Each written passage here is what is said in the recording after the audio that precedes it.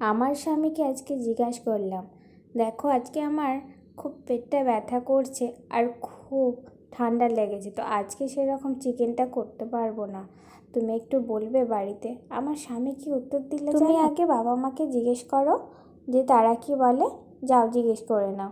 আমি বললাম তারা তো বাড়িতে নেই, তারা একটু বাইরে গেছে।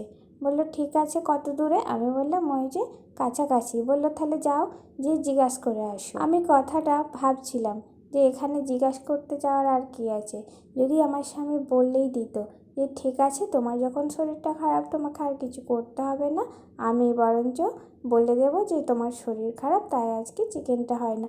সেটা কিন্তু বললো না, বললো জিজ্ঞাসা করে আসো। সেখানে মনটা কেমন লাগে তোমরাই বলো তো?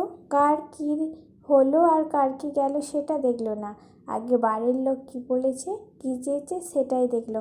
এখানে নিজের বলতে কাকে তুমি বুঝবে? কে? স্বামী? মোটেও না, একদম না।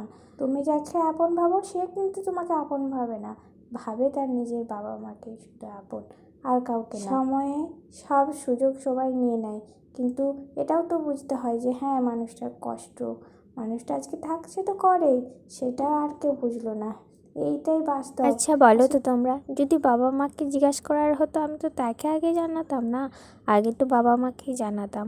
আমি চেয়েছিলাম ওকেই জানাই, ওই নিশ্চয়ই সমাধান করে দিবে। ওই কথাটা বলে ফোনটা না পারছে কাটতে আর না পারছে কথা বলতে, চুপ করে বসে আছে। আমি তখনই সবটা বুঝে গেলাম, একদম 1 থেকে 100 যাকে না এখানে ফোন করে আমার কোনো কষ্ট থেকে মুক্তি পাওয়া যাবে না, বরঞ্চ বেশি কষ্ট হবে। তার থেকে বাবা নিজেই আগেই যদি চিল্লিটা করে নিতাম তাহলে বরঞ্চ ভালো হতো।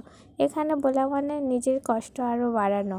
এখানে নিজের স্বামীটাই বুঝে না, সেখানে শ্বশুর শাশুড়ি বুঝবে, সে তো অনেক দূরের কথা, তাই না? কিন্তু ওই স্বামীটাই মাঝের মধ্যে কি বলে উঠে জানো, পৃথিবীতে কেউ এত ভালোবাসে না আমি যা তোমাকে ভালোবাসি।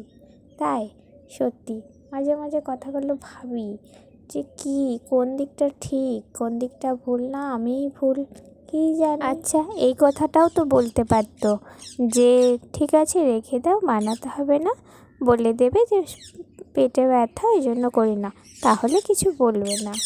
কারণ এই তো প্রথম চিকেন না, আর চিল্লিও না, আমাদের বাড়িতে প্রায় হয়। আর বেশি না দেরি করে, চোখের কোণে জল আসছে তাও আমি চিকেনটা তাড়াতাড়ি বার করে তাড়াতাড়ি চিল্লিটা করব বলে সব কিছু রেডি করতে বসে গেলাম। আর কত কি আকাশ পাতাল ভাবতে লাগলাম। সত্যি কষ্ট কেউ বুঝে না, কাকে বলবে মনের কথা? জীবনে শুধু দিয়েই যাও, কোনো কিছু পাওয়ার আশা করাটাই বৃথা।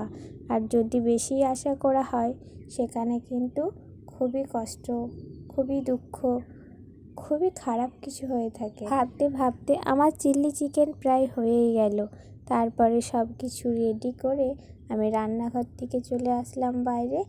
তারপরে আসলো আমার বরমশাই, তো তার মুখের দিকে একটু তাকালাম, আর না ঝগড়াঝাটি করে সবাই মিলে খেয়ে নিলাম। দিনটা ছিল 14ই ফেব্রুয়ারি, ভ্যালেন্টাইন্স ডে। এইটাই হয়তো আমার কাছে সেরা উপহার হয়ে দাঁড়িয়েছিল। না, ঠিক তা না, রাত 10টার পর ছিল গোলাপ ফুল আর চকলেট।